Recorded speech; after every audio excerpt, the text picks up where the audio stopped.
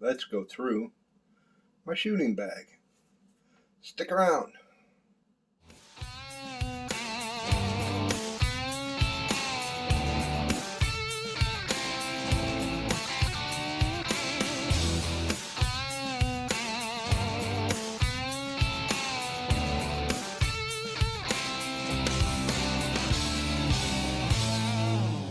Bag. This is not a possibles bag. It is a shooting bag. That's a totally different story. Possibles bag is much bigger, and what the name applies, possibles, is everything possible that you can carry with you when you're going out into the woods on a hunting trek for the day or a couple days. But this bag is fully leather, hand sewn with leather lace. This is a plastic toggle, which I am going to change over to deer antler. It has, right now I have some patches in there in 45 caliber round balls. This is my 45 caliber bag. It has one pocket, which that's where I keep my little tool bag, which is right here, which I am going to get find a leather pouch. This here says a cloth pouch, just to keep these from wandering around. This here is a ball extractor. If you ever dry ball a gun, which is not putting powder in the gun, but you put the patch and ball in, can be done, has been done. If you are not paying attention to the procedure that you do, it can happen. So you put this on the end of your ramrod or range rod, screw it on, and then you put it down the bore and screw that end into the ball and extract it out the barrel. This is a patch worm. In case you are cleaning the gun, swabbing between shots to remove the fouling, and say the patch comes off the jag that is on the end of your ramrod.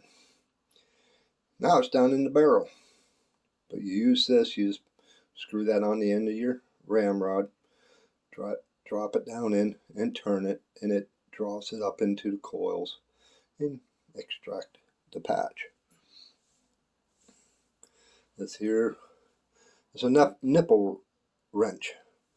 You use this end to remove the nipple on the barrel for cleaning, replacing, whatever. And this has a nipple pick or touch hole pick. This clean out the nipple or the barrel passage into the combustion chamber. Not going to go on right. There we go. Those go in there.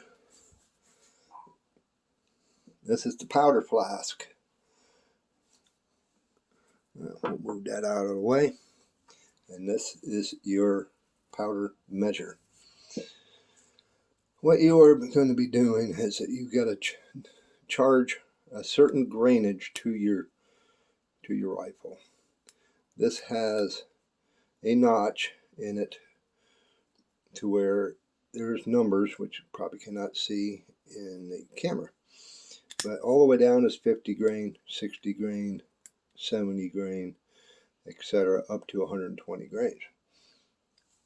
Take your flask and move that lever over. It opens a valve in there. Then you pour into your measure, and once you are filled to the top, swipe a little bit off the top, pour down your barrel. Never, never, never use your flask or your powder horn to charge your barrel.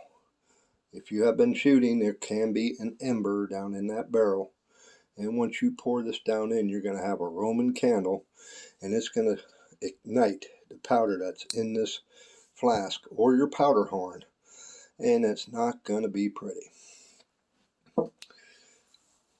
So once you charge the rifle, you got your powder down and give it a couple taps, get it to seat.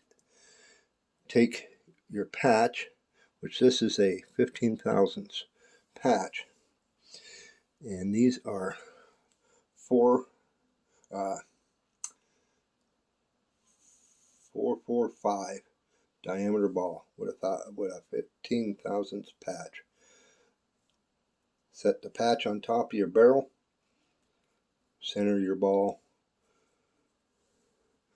get your short starter, use the small end just to get it started into the end of the bore, the longer end drive it further down in, pull your ramrod off your gun, and yeah, it went right inside there. But the ramrod and drive it down on top of your powder charge. You absolutely want to make sure that you have that ball seated on top of that charge. If you leave even a small amount of air in between the powder and charge, you have a possibility of a pipe bomb in front of your face. It does not look good. I'll post a picture of a muzzleloader that was short-balled.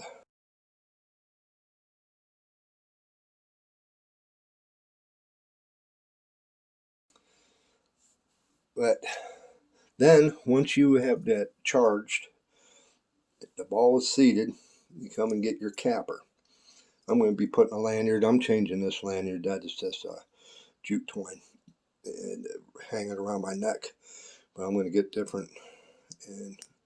But these hold your caps. If you can, I don't know if you can see them in there. But there's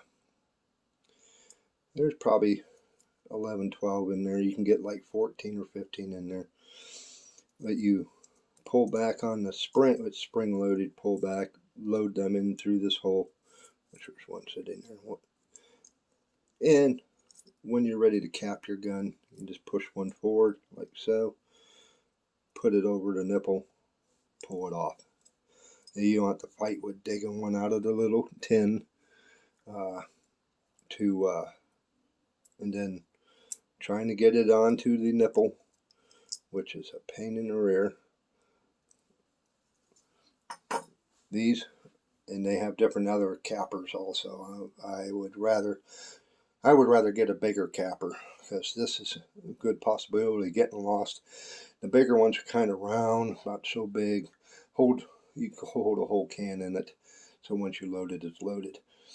And it's bigger if you do happen to drop it. Good possibility. Saying that, this here, it's just too small. But these are the caps. These are a number 11 cap. That's what I use.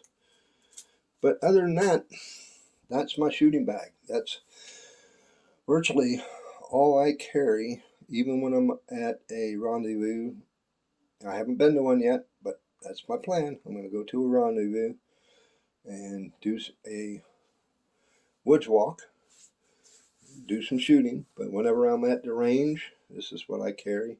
I do take my other stuff with me for cleaning purposes and stuff, but I practice out of the bag. I have it on my body, on my person, and I would rather practice out of the bag. Or if I'm out hunting, this is what I am going to be carrying when I am going out hunting. That's my shooting bag for my muzzleloader. That is the one for the Jukar 45. I do have another bag for the CBA Bobcat 50 cal, but I will do a different video on that. But thank you for watching the video, and if you liked the video, give me a thumbs up and not the finger. click that subscribe button. It's right there. The bell notification beside it. Click it. Click all. And that will let you know whenever I post a new video. Leave a comment. What do you think about the video? What you would like to see? Ask questions. Love to hear from you. But as always, we will see you out there.